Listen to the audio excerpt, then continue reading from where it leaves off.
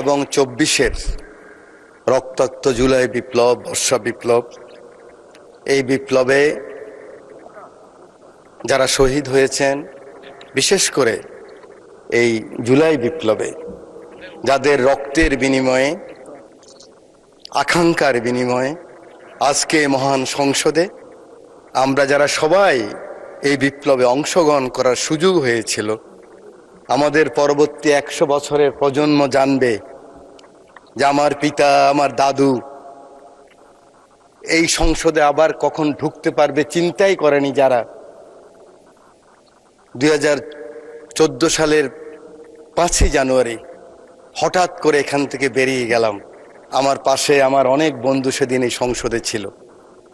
ওরা বলতে পারবে এরকম একটি বিপ্লবের মাধ্যমে, যেখানে এই সংসদ ভবনের লুকিয়ে আছে শুনে প্রত্যেকটি রুম ভেঙে ফেলেছে, কোটি কোটি অর্থ টাকা এই সংসদ ভবনে পেয়েছে, গণভবনের ইট নিয়ে গিয়েছে। এটা বিএনপির লোকেরা নেয় নাই, জামাতের লোকেরা নেয় নাই, এটা ফাইয়াজের মারা নেন নাই, আকরামের মারা নেন নাই, আবু সাইদের আম্মা নেন নাই।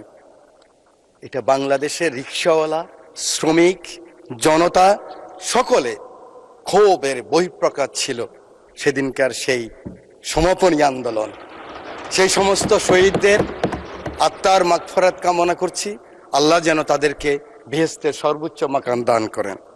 মাননীয় স্পিকার, শহীদ মোহাম্মদ শামীম, শহীদ মোহাম্মদ সবুজ, শহীদ মোহাম্মদ হাসান, শহীদ মোহাম্মদ মাজারুল ইসলাম, মোহাম্মদ ফেরদাউস শহীদ যুবদল নেতা, আরিফ ছাত্রদল নেতা, আপনারা হঠাৎ করে মনে করছেন এই নামগুলি কোত্থেকে আসলো? অজপাড় গাঁয়ের, মেঘনা পাড়ের। আমার পাশে বসা আছে আমার মাননীয় সংসদ সদস্য, আজকের পানি সম্পদ মন্ত্রী আবুল খায়ের ভূঁইয়া সাহেব, আমাদের অঞ্চলের। এরা শহীদ হয়েছে জুলাই বিপ্লবে। ওদের মাকে আমি কথা দিয়েছি, আমি জানি এর রুলস অফ প্রসিডিউর অনুযায়ী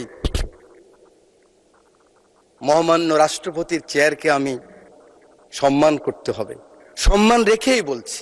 ওই চেয়ারকে ধন্যবাদ দিচ্ছি, ও প্রতিষ্ঠানকে, কিন্তু মহামান্য রাষ্ট্রপতিকে, ব্যক্তি শাহাবুদ্দিন সুপ্পু সাহেবকে আমি কিন্তু ধন্যবাদ জানাতে পারলাম না বলে আমি দুঃখিত।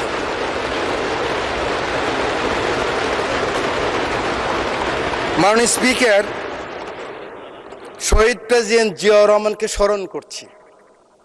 আমার প্রিয় নেত্রী, আমার মা বেগম খালেদা জিয়া জীবনের শেষ পর্যায়ে এই চেয়ারে বসা ছিলেন 9th পার্লামেন্টে। তার পিছনে ছিলেন জনাব ফারুক সাহেব, আমরা ছিলাম, পার্থ সাহেব ছিলেন। প্রথম দিন 1/11-এর পরে আমরা যখন 26 জন, ম্যাডাম খালেদা জিয়া 3 জন, 29 জন ছোট্ট রুমের মধ্যে পার্লামেন্ট পার্টির মিটিং হলেন, আমি সাইকোলজির ছাত্র, আরেকদিন বলেছিলাম, মুখ দেখেই বুঝেছি ম্যাডামের মনে অনেক কষ্ট। ম্যাডাম নিঃশ্বাস ছাড়লেন, বাম দিকে খন্দকার দেলোয়ার সাহেব বললেন আর এই রাজনীতি করা হবে না, আপনারা যান, আমরা বয়কট করব। আওয়ামী লীগ আসলে আওয়ামী লীগ বয়কট করবে, আমরাও তো অনুষ্ঠানে যাব না, আমরা আসলে আওয়ামী লীগ আসবে না, এই রাজনীতি বন্ধ করতে হবে। 5 জনকে পাঠালেন, আমরা সেখানে গেলাম ও তো অনুষ্ঠানে। সংসদ শুরু হলো, 1.5 মাসের মাথায়, বিশ্বাস করেন আমার মা সংসদে বসার মতো ভাষা এই পার্লামেন্টে ব্যবহৃত হয় নাই। এরকম টোকেন দিয়ে দিয়ে সংসদ নেতা ছিলেন ফ্যাসিস্ট, এই চেয়ারে বসা ছিলেন হাসিনা, উনি টোকেন দিতেন যুব মহিলা লীগের নেত্রীদেরকে। কিভাবে মন্দ বলা যায়, কিভাবে তারেক রহমান সম্বন্ধে মন্দ বলা যায়, কিভাবে খালেদা জিয়া সম্বন্ধে মন্দ বলা যায়। তারপর সেই সংসদে আমরা ছিলাম।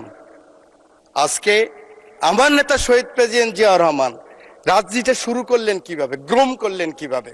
আমি তখন স্কুল থেকে কলেজে এসেছি। উনি ছাত্র, শিক্ষক, সাংবাদিক, সমাজের বিভিন্ন স্তরের মানুষকে নিয়ে গেলেন, সাংস্কৃতিক কর্মীদেরকে হিজবুল বাহারে, সেখানে তাদের সাথে আলোচনা করলেন। আমার সুযোগ হয়েছিল, আমি ফার্স্ট ইয়ার থেকে সেকেন্ড ইয়ার উঠলাম বিশ্ববিদ্যালয়ে, উলসি যদুনাথপুরে নিয়ে গেলেন আমাদেরকে, চট্টগ্রাম বিশ্ববিদ্যালয় থেকে ফার্স্ট সেকেন্ড যারা হয়েছে, 8 ঘন্টা ছিলাম। ওই হাতের স্পর্শ, ওই কথা, ওই ভীষণ এখনো মনের ভিতরে ভাসে।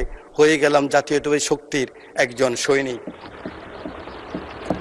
আল্লাহ এই দুই নেতা এবং নেত্রীকে বেহেশতের সর্বোচ্চ মাকাম দান করুক।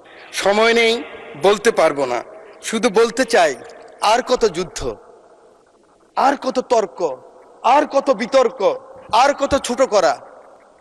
এই সংসদটাকে আসুন না সকলে মিলে, সকলের সংসদ, আকাঙ্ক্ষার সংসদ, বাংলাদেশের 16 কোটি 17 কোটি মানুষ যে সংসদ চায়।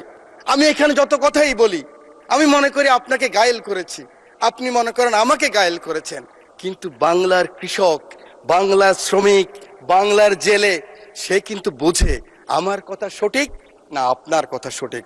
আমার মহাসচিব মহোদয় এখানে বসা আছেন, আমার মহাসচিব মহোদয়কে হেলমেট পরাই নিয়ে গেছি, নাম বলতে পারলাম না, একজন সেনাবাহিনীর প্রধানের সাথে মিটিং করার জন্য আজকের কৃষিমন্ত্রীর বাসায়। কারণ ওটা বেশি দিন নয়, 23 সালের কথা বলছি।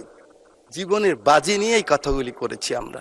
আমার নেত্রী 11 আমার নেতাকে যখন নিয়ে গেল খবর পেলাম আমি, কারণ 7 দিন আগে শেষ দিন আমার দেখা হয়েছিল আমার নেতা তারেক রহমানের সাথে, বেগম খালেদা জিয়ার সাথে 111-এর পরে হাওয়া ভবনে।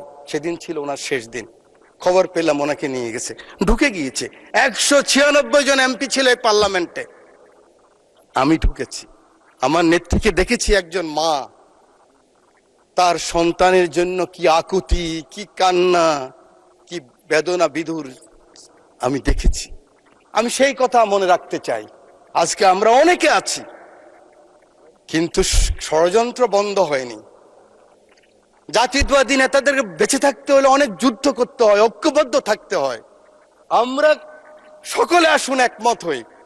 আগামী দিনে যে চ্যালেঞ্জ আসবে, এই জাতীয়বাদী শক্তির বিরুদ্ধে আবার যে ষড়যন্ত্র আসবে, সেদিন কারাই প্রধানমন্ত্রীর জন্য জীবনের বাজি রাখতে পারবেন, বাংলাদেশের জন্য বাজি রাখতে পারবেন, সেরকম যদি একটা শক্তি সাহস থাকে, তখনই হবে সবার আগে বাংলাদেশ। তখনই হবে দিল্লি নয়, পিন্ডি নয়, অন্য কোনো দেশ নয়। জি, সময় বাড়ানো হলো আরো 4 minute. Thank you very much. You are very welcome. Thank you very much. আমি আপনাকে ধন্যবাদ জানাই। আমার সংসদ নেতা, আমি ওনাকে হসপিটালও দেখেছি। একজন মানুষ তার কর্মীকে কত ভালোবাসলে, আমি অ্যাপ্রন পরে গিয়েছি, মাস্ক লাগাই গিয়েছি। আমি এমপি ছিলাম, দেখে চিনে নাই। সেই ছবি আপনারা দেখেন, কিন্তু মাথার মধ্যে ব্যান্ডেজ লাগানো। আমি মাস্ক খুললাম, অবাক হয়ে গেলেন, আপনি কেন আসছেন? আমার চোখের পানি পড়ছে, আমি পিছিয়ে আসলাম। আমি বলতে চাই, এই চ্যালেঞ্জ আবার আসবে, ষড়যন্ত্র বন্ধ হয় নাই। আমরা কে কত বড় হব, কোথায় যাব, কি নিব, কি হব, সেটা বড় কথা নয়। বড় কথা হলো এই চ্যালেঞ্জ গ্রহণ করতে হবে। মাননীয় স্পিকার, আপনার মাধ্যমে পুরো হাউসকে জানাতে চাই, চিন্তা করেন তো, কথার সাথে বলতো জামাত শিবির, কথার সাথে বলতো জামাত বিএনপি, একসাথেই তো আমরা। আমার হাতে তো এখনো রক্তের দাগ নিয়ে লেগে আছে। এই মতিঝিলে 19 দিন ছিলাম রিমান্ডের মধ্যে। কেন আমরা ছোট করার চেষ্টা করতেছি? আমি বিশ্বাস করি আমার নেতা ছুটে গেলেন একটু আগে, আমার সেই ভাই এখন আছেন, আমার নেতা তারেক রহমান ছুটে গেলেন, ওখানে গেলেন, দেখলেন। সাথে সাথে আমি মনে করি আগামী দিনে রাজনীতির জন্য সংসদে বিরোধী দলের নেতা আপনিও ছুটে যাওয়া উচিত ছিল। আমি জানি না আমার কথা কিভাবে নেবেন, যে মাননীয় সংসদ নেতা, আমি শুনেছি, আমি উপস্থিত ছিলাম, কেন ওনার পিছনে আমি ছিলাম, আপনি গিয়েছেন, উনি বলেছেন আপনার কিছু প্রয়োজন লাগলেও আমাকে বলবেন। এভাবেই রাজনীতিটাকে আমরা এগিয়ে নিতে হবে। বাংলাদেশের মানুষের আকাঙ্ক্ষা এই রাজনীতি। মানুষ আর এই হিংসা প্রতিহিংসা আর দেখতে চায় না। বক্তব্য আমি শেষ করছি। যাওয়ার আগে, দ্বিতীয় বিশ্বযুদ্ধের একজন সৈনিক, আমরা জানেন আমরা কিন্তু উইলস্টন যে চার্চিলের পক্ষে, মিত্রশক্তির পক্ষে যুদ্ধ করেছিলাম, এবং আমরা কিন্তু বাঙালিরা সবসময় এরকম ছিলাম।